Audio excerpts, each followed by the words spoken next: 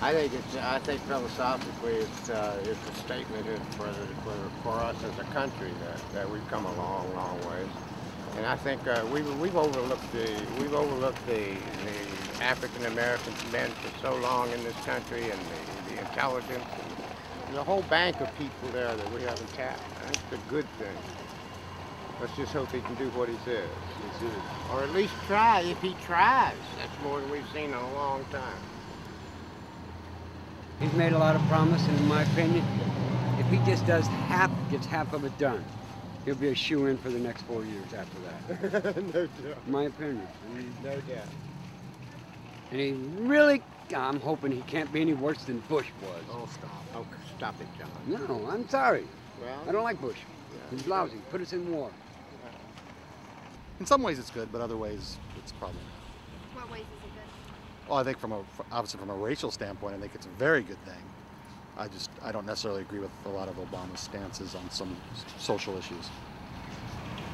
Did you think that in your lifetime you would see a black man be elected president? Yeah, I think I did. I think I expected that. Hoped for it, anyway. Or maybe a Republican? Yeah, that would have been better. no doubt. No doubt. I think it's wonderful that we have a man with this diverse background. And I think he has two real great qualities. One is his even-handed approach to things, the fact that he's very calm, seems to be unflustered by anything, with John McCain was really getting very emotional. And again, I was a great fan of John McCain's. And he's highly intelligent. He's accomplished so much. He was at the top of his class in Harvard, not at the bottom of his class. So that means something. I just hope that somehow he'll be able to bring everybody together, and, you know, even the people that don't agree with him and wish that he was not in office would find a way to accept him and, you know, help him be a good president. Because I know that he can do this country a lot of good. Why do you make think a difference. Why do you think he can do the country a lot of good? Because he has the ability to reach out and bring people together. And I think for once we should have somebody in office that can bridge the gap of prejudice and bias and all its forms. I'm very glad, yeah. Why? Well, I think there's many reasons why. Number one, I think he's more in tune with what's going on today, society itself. And I guess just the fact that he's going to be the first African-American president. Well, it means we've came a long ways in the last 100 years. A long ways. Of course, we got a long ways to go, but... Okay, so tell me why you supported McCain. I liked his economic policies better, and I would say I probably am more on a conservative side as far as like social issues like abortion and that kind of stuff. Did you watch Obama's acceptance speech? What did you think about that? I thought it was good. I think he's always been a very good speaker, so it didn't surprise me. I thought he was also very gracious towards McCain, and I felt that it felt it was a good acceptance speech. I mean, I don't think you can determine how a president's going to be simply through his speeches and ability to talk, but I think it will be nice to have a president who is well-spoken. Why am I glad he got elected? It's because of him right here.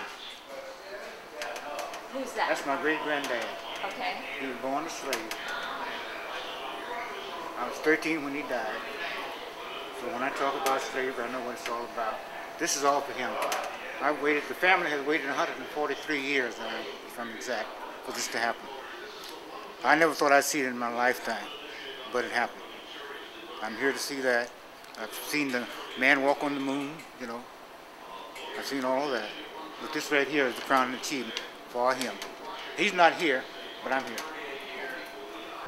I was struck by this image on a big screen of Jesse Jackson, and he was just holding his mouth, and tears were streaming down his face. catches me now too. And I thought, wow, what an amazing thing for him to see. I had been so caught up in this one moment for our community, couched in all the amazing things going on with the Obama campaign and the change that's sweeping the country. What must it be like for him as a long-time, decade after decade leader in the African American civil rights movement to finally see this moment come to fruition? And it filled me with so much hope and reminded me that our fight for equality continues. The clock starts new today, because I really think that in the change that has occurred nationwide, from the executive branch, the legislative branch, in state legislative houses across the nation, there are now people representing us and in power who have a vision for the future that includes full legal and social equality for lesbian, gay, bisexual, and transgender people. I'm not exactly sure what will happen in the world. I know people view him as the first global president, but that terrifies me because of my faith. I am a very strong Christian, and what I read in Revelations and what I see in today's world terrifies me. I am completely terrified, and the day that Barack Obama gets sworn in is what I think is the end of capitalism and the beginning of a strong socialist society that I'll live in. And I don't agree with that at all. Oh, I'm happy because I'm a true believer in the best parts of Americans, and I think that Obama appeals to the best parts of our nature, about hope and peace and opportunity, positive change.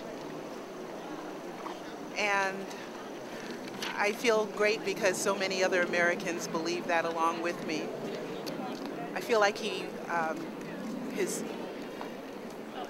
campaign built an army of believers, and now is the time for us to work together. He's going to dispatch that army, and we'll work together to address some of society's worst problems, and we'll do it together.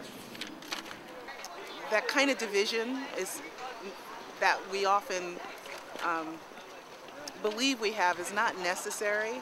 That my white friends were crying tears of joy just like my mother. And it transcended race. It was about a belief in the future.